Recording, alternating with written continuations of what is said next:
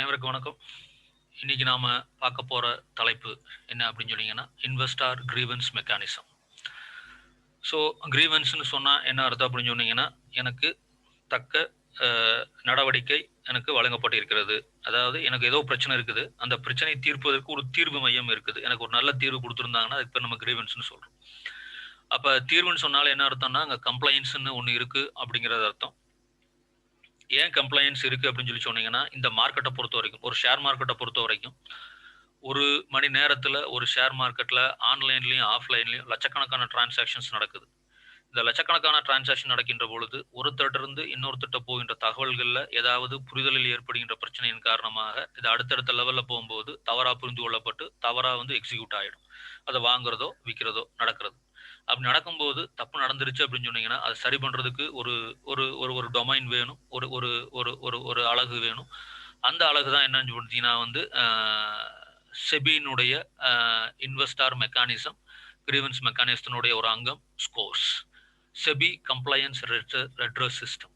இந்த ஸ்கோர்ஸ் அப்படிங்கிறது செபினால நேரடியாக நிர்வகிக்கப்படுகின்ற ஒரு அமைப்பு, ஒரு ஒரு ஒரு ஒரு காரணி.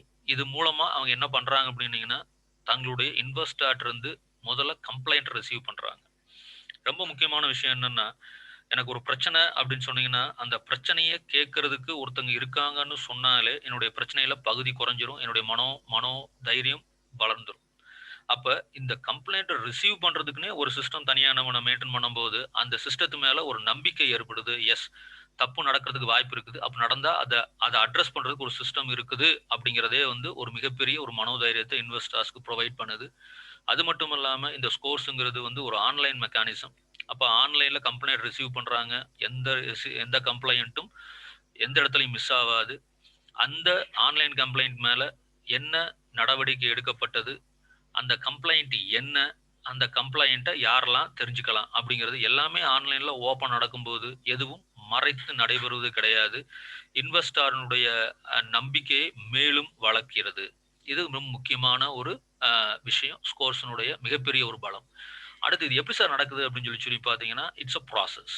முதல்ல ரிசிப்ட் ஆஃப் கம்ப்ளைண்ட்.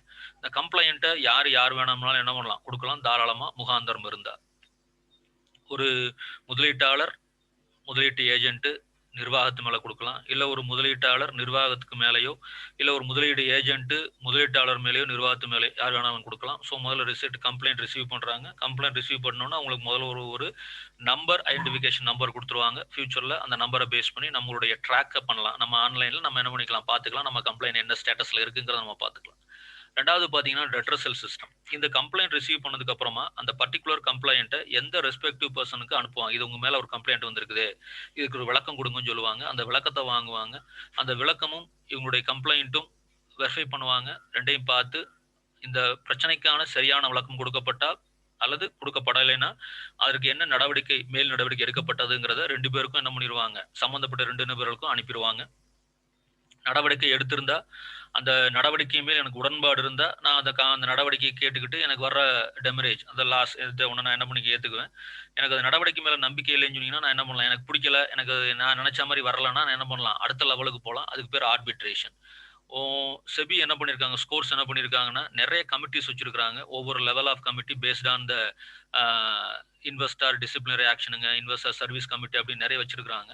ஸோ அதை பேஸ் பண்ணி உங்களுடைய பிரச்சனைக்கு தகுந்த மாதிரி அந்த கமிட்டிக்கு போகும். அந்த கமிட்டி உங்களை ரெண்டு பேரையும் கூப்பிட்டு நேரடியாக உட்கார வச்சு என்ன பண்ணுவாங்க, அந்த பிரச்சனைக்கு சொல்யூஷன் பண்ணுவாங்க. அதுலேயும் உங்களுக்கு உடன்பாடு இல்லைன்னா நீங்கள் என்ன பண்ணலாம், சுப்ரீம் கோர்ட்டுக்கோ ஹை கோர்ட்டுக்கோ உங்களால் என்ன பண்ண முடியும், போக முடியும்.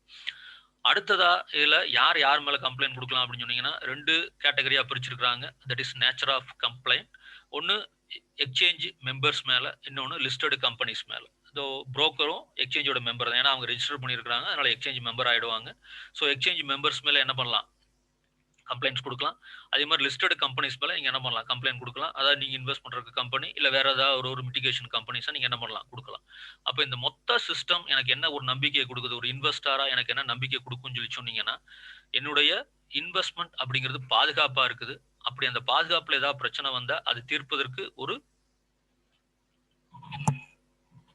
மெக்கானிசம் இருக்குது.